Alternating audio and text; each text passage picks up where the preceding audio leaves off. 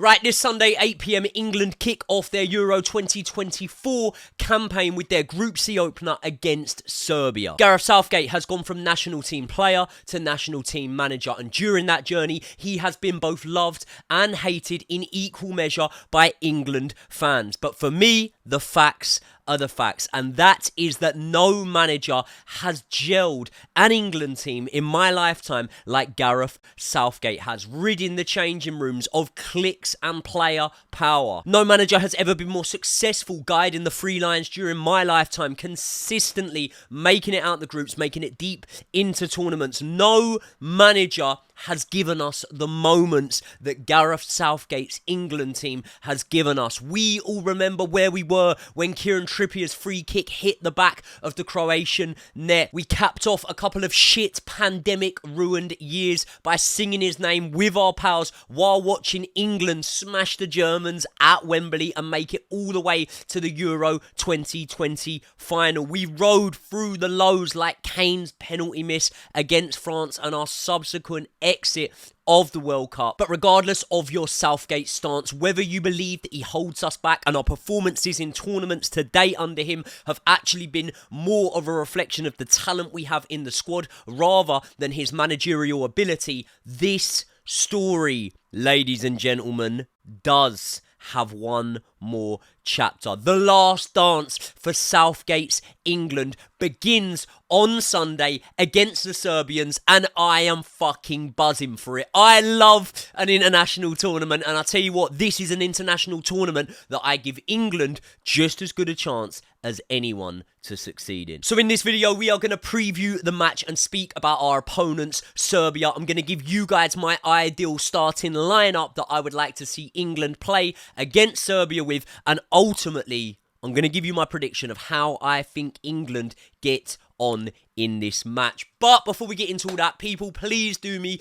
a massive favour. This is the Joey Knight podcast. If you're not a Chelsea fan, which is usually what I'm covering on this page, and you're new around here, don't worry. You don't need to be a Chelsea fan, because for the next couple of weeks, until England win the tournament, eventually, I am going to be covering every single game that England participate in as part of Euro 2024. We're going to be doing previews, we're going to be doing reviews, and this is the place to catch it all. So if you're not already, hit the subscribe button right now, hit the like button on the video. Let's get into it. Now, I understand that many people are tired of Gareth Southgate. He has constantly had criticism thrown at him during his time as England manager, whether it be criticism of his game management, especially against the bigger nations, or just general criticism of Southgate's cautious approach. However, as we get into the video, you guys are going to see that I believe something has significantly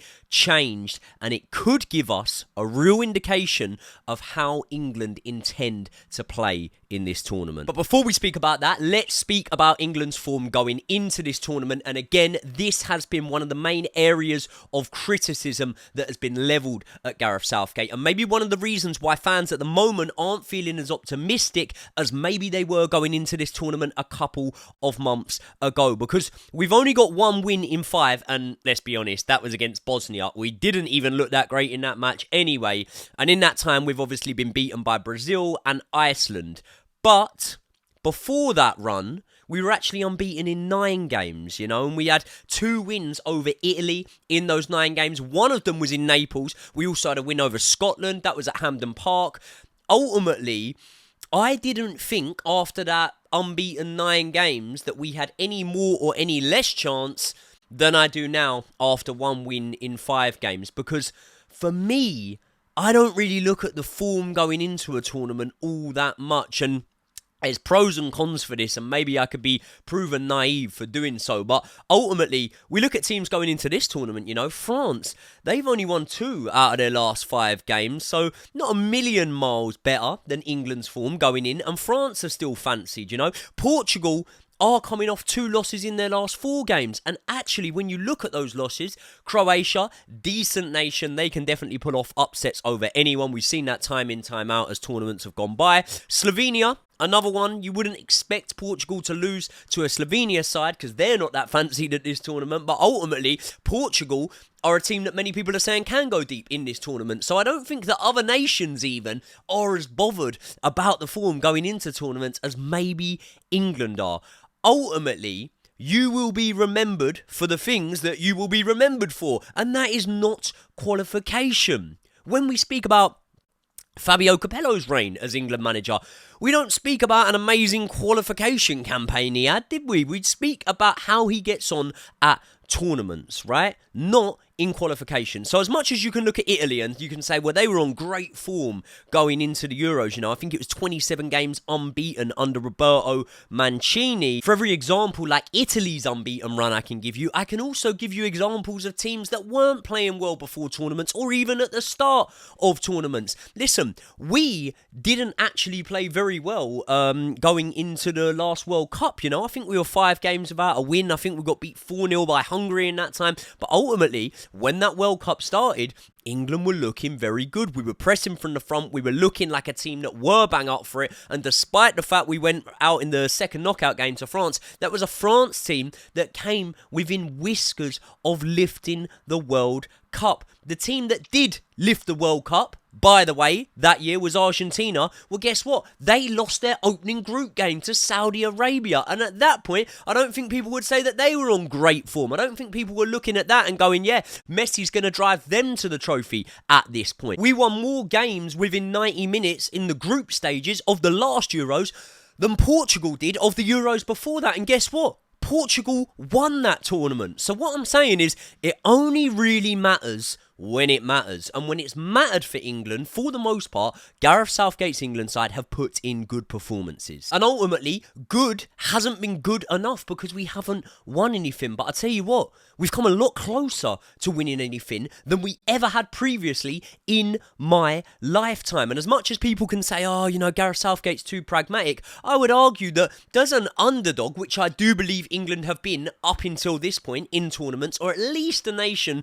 that aren't one of the absolute stonewall favourites, has an underdog like that ever won a tournament without being pragmatic at times? But will pragmatism, fuck me, I'm good by the way, will pragmatism be necessary against Serbia? Well, this has surely got to be somewhat of a golden generation for Serbia. They have got some exquisite players in their team. Milinkovic-Savic, he's a great player. Dusan Tadic, 24 goal involvements in 38 games for Fenerbahce this season. Vlahovic is a player that Chelsea were linked with, and a player that some people would say has underwhelmed a little bit this season, but he's still got 20 goal involvements in 33 games for Juventus. You want one to top that? Mitrovic. You can say, oh, okay, the level in Saudi Arabia maybe isn't as good as it was in the Premier League when he was playing for Fulham, but he's still got 33 goal involvements in 28 games for Al Hilal this season. By the way, he's also pretty prolific for Serbia with 58 goals in 91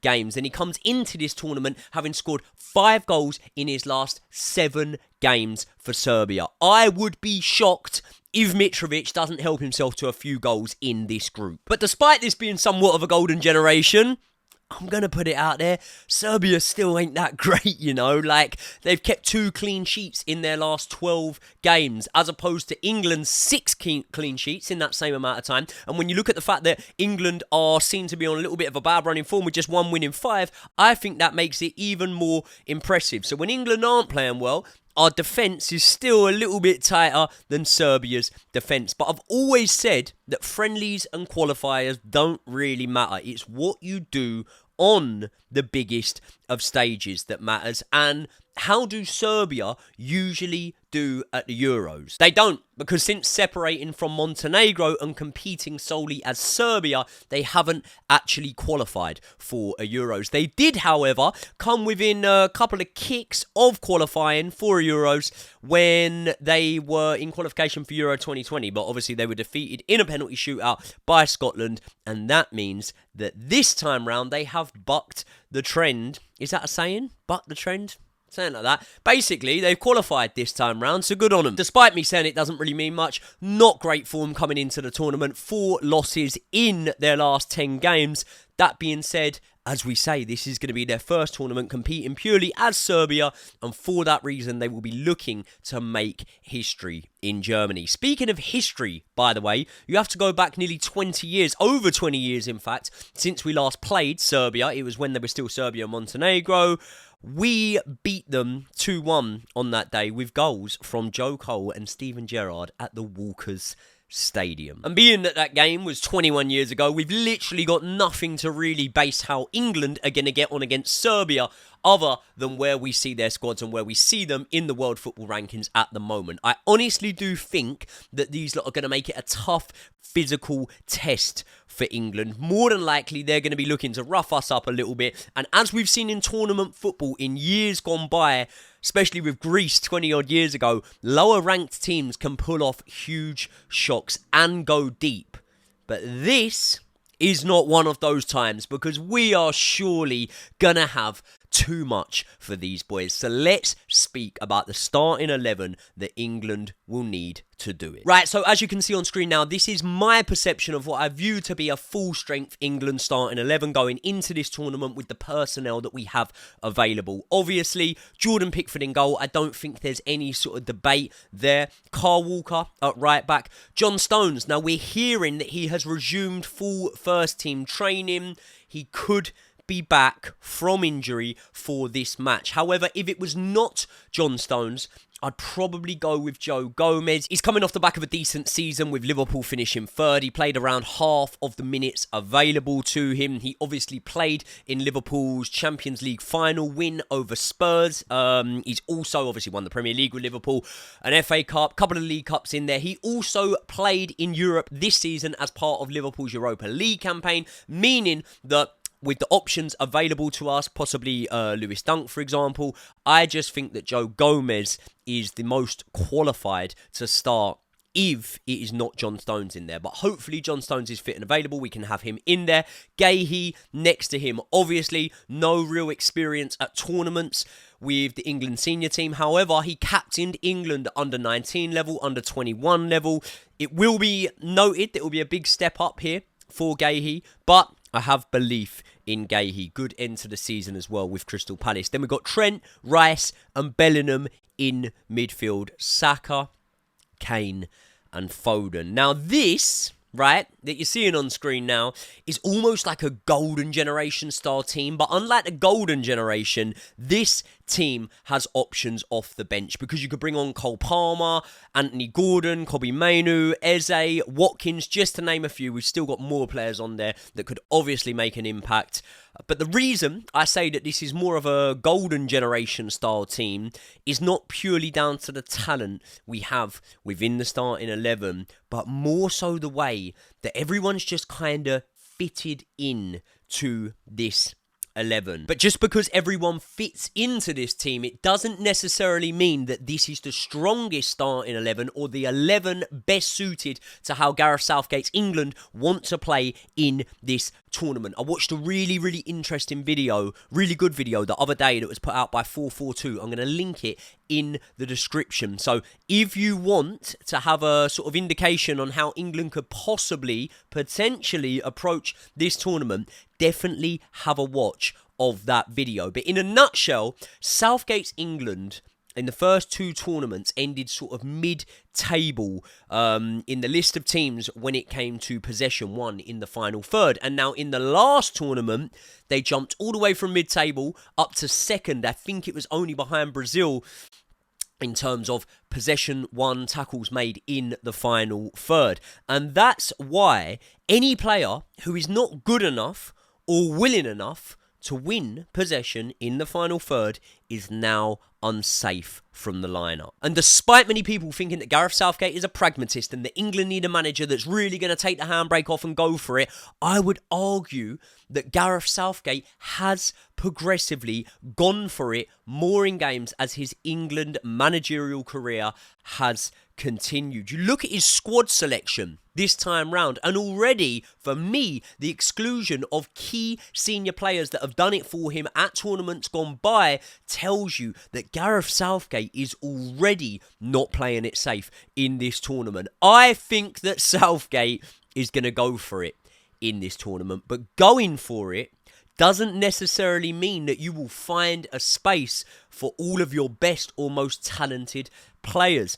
And Southgate is going to need a team full of runners if he is to go for it in this tournament. Players that will press from the front, that will put the opposition under serious pressure and win the ball back in the final third to facilitate our attacking options. Most notably, Jude Bellingham. If we are looking at this team and our main critique is that it is top heavy, why not, to simplify things, try and keep the ball around the top end of the pitch, and winning it back in the final third is going to be vital to doing that. So with that being said, this is the team that I think is best suited and the team that I think you are going to see Gareth Southgate pick.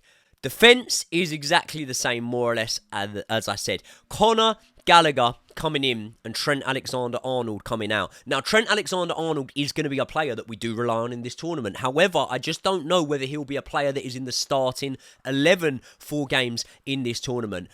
I've got absolutely no doubt that against the better teams, when we really need a bit of individual brilliance and a bit of individual quality, Trent Alexander-Arnold is going to be massively necessary to picking out those balls, I should say, finding the likes of Harry Kane and Jude Bellingham in congested areas.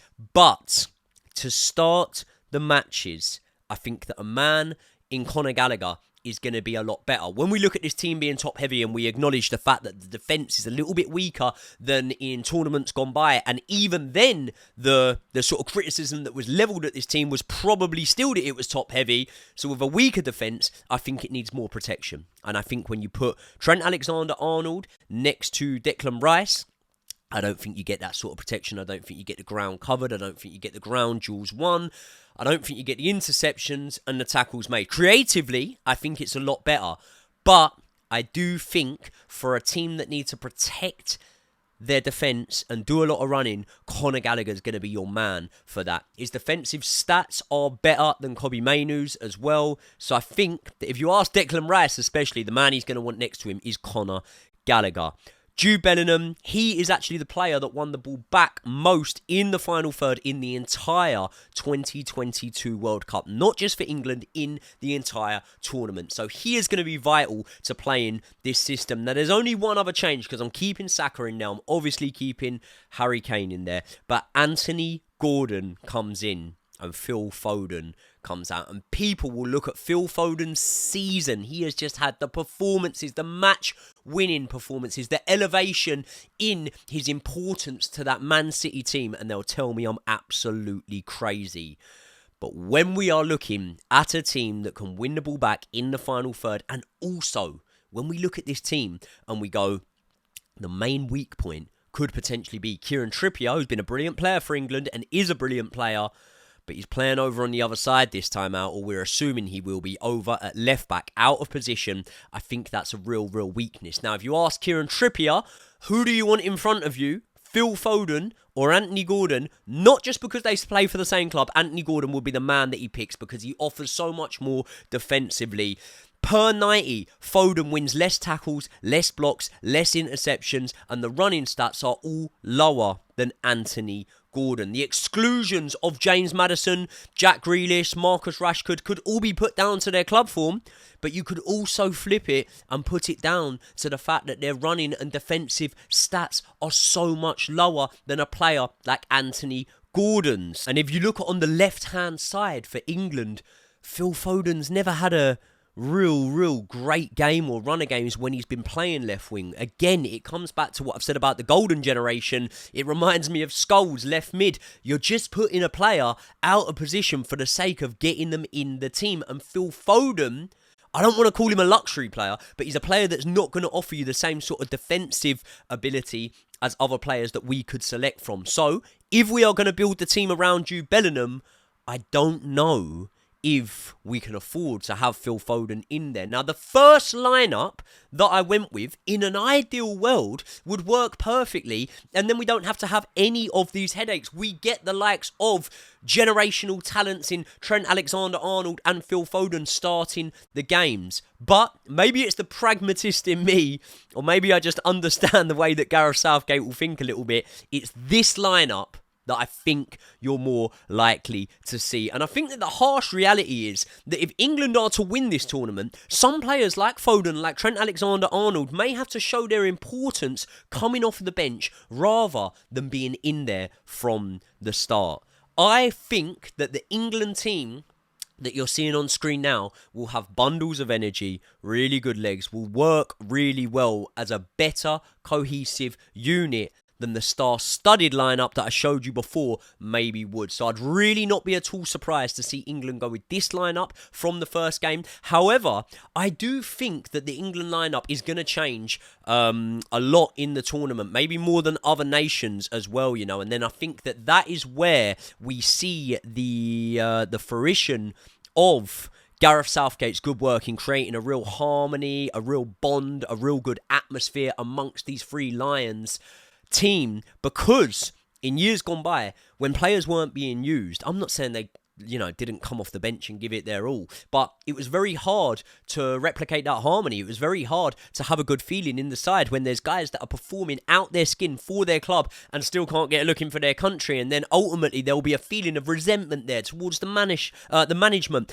But in this England side so far, you've seen multiple players that weren't preferred early on come in and do a real good job. You know, the last Euros, Jack Grealish, he used to come off the bench and do a real good job. Saka, I don't think started the first game, maybe even didn't start the Scotland game for England in the group stages. But when he came in the last group game, I think it was against the Czech Republic, all of a sudden he was indispensable and he never lost his place in the team from that point on. So I do think you'll see changes as the group games go on, potentially. It might be the likes of Trent Alexander-Arnold being in that midfield. It might be Kobbie Mainoo being in there. Maybe it'd be some of the guys up top. It could be Foden instead of Anthony Gordon. But for the most part, that team that I've just showed you is the way I see it going. Now, this match is obviously a massively important one. We need to get off to a good start. When you look at the likes of Denmark, who we've had tight games against in the past, they're going to be a real handful. I actually think that this group's a hard one, you know. I don't think it's an easy group by any means, but I think we're going to get off to a winning start. I think we are going to beat Serbia 2-0. We're going to start the tournament well, and then we head into the game against Denmark with real momentum. People, let me know your thoughts. Let me know if you've got time what your starting lineup would be for this game. And also, if you are enjoying the content surrounding the Euros, please do me a massive favour. Hit the like button, share it with a friend, subscribe to the channel if you're not already, and I will see you all in the next one.